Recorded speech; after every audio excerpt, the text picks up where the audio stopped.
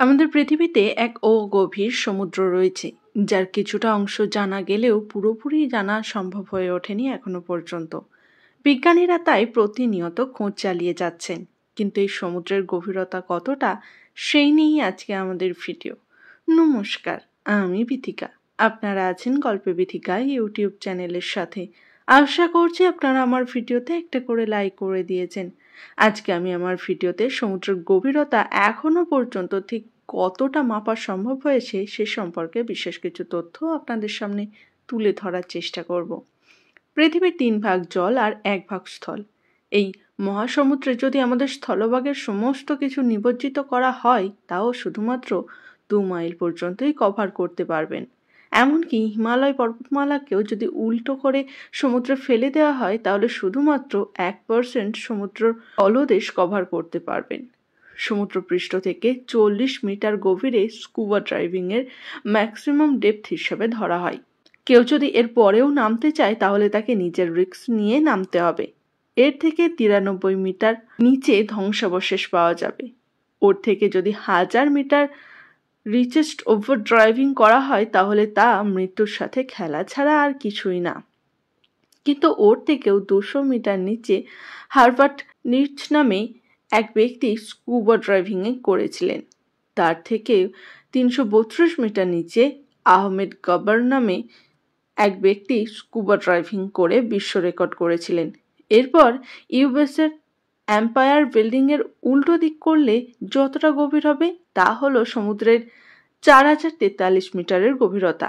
এখান থেকে 500 মিটারের গভীরতা হলো ব্লু হোয়েলদের জন্য। সেখানে তারা সাঁতার কেটে বেড়ায়। এটি হলো ব্লু হোয়েলদের জন্য কমফর্ট জোন। এর থেকে নিচে নামলে ব্লু হোয়েলদের লাংসও ফেটে যেতে পারে। আপনি যতই সমুদ্রের গভীরে যাবেন, ততই সমুদ্রের জলের চাপ বাড়তে থাকবে।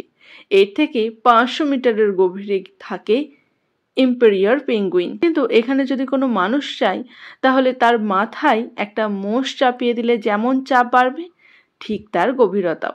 তার থেকেও গভীর যদি 830 মিটার নিচে যাওয়া যায়, সবচেয়ে উঁচু বিল্ডিং বুর্জ খালিফাকে উল্টে দিলে যতটা হয় সেরকম। আর এই জায়গা থেকে সমুদ্রে সূর্যের কোনো আলো পৌঁছায় না। এর থেকে 1000 মিটার নিচে শুরু হয় স্কেরি জোন, যেখানে লুকিয়ে রয়েছে ভয়ঙ্কর সব প্রাণীরা। এই জায়গায় জলের চাপ 1500 PSI এর পর্যন্ত যায়, অর্থাৎ একটা ভাল্লুককে একটি 5 টাকার কয়েনের ওপর দাঁড় করিয়ে দেওয়ার মতো। এই জায়গায় গভীর সমুদ্রের সবচেয়ে ভয়ঙ্কর প্রাণী জায়ান্ট স্কুইডকে পাওয়া যায়।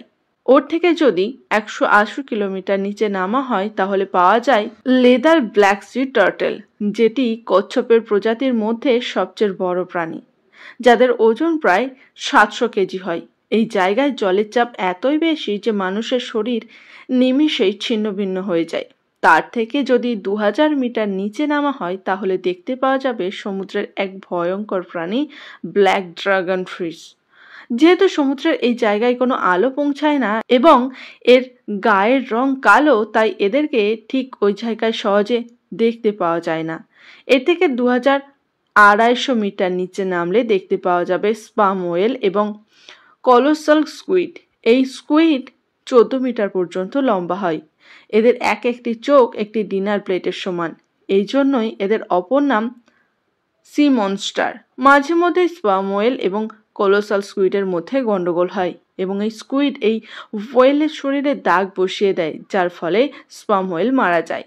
তারপর থেকে 3800 মিটার নিচে নামলে পাওয়া যাবে INS টাইটানিকের ধ্বংসাবশেষ। এর থেকে 4000 মিটার নিচে নামলে রয়েছে দ্য অভিজাল জোন। এর থেকে নিচে নামলে ব্যাটেলশিপের ধ্বংসাবশেষ দেখতে পাওয়া যাবে, যেটিকে দ্বিতীয় বিশ্বযুদ্ধের সময় জার্মানি টর্পেডো মেরে ডুবিয়ে দিয়েছিল। এরপর 6000 মিটার গভীরে রয়েছে দ্য হ্যাডেল জোন, অর্থাৎ মৃত্যু দেবতার নামকরণে রাখা হয়েছে। এর থেকে 6500 মিটার গভীরে ইউএস এর রিসার্চ সাবমেরিন যেতে পারে। এই সাবমেরিন KDSP অ্যালভিন বলা হয়ে থাকে। এটির সাহায্যে টাইটানিকের ধ্বংসাবশেষ খুঁজে পাওয়া গিয়েছিল। তার থেকে নিচে 10,898 মিটার নিচে জেমস ক্যামেরন নামে এক ব্যক্তি 2012 সালে সাবমেরিন নিয়ে যায়। মানুষ সবচেয়ে সমুদ্রের ডেপথে গিয়েছিল 11,000 মিটার নিচে। ওই জায়গায় যিনি গিয়েছিলেন তিনি হলেন একজন নেভি অফিসার, নাম ছিল তার ভিক্টর ভেস্কোভ।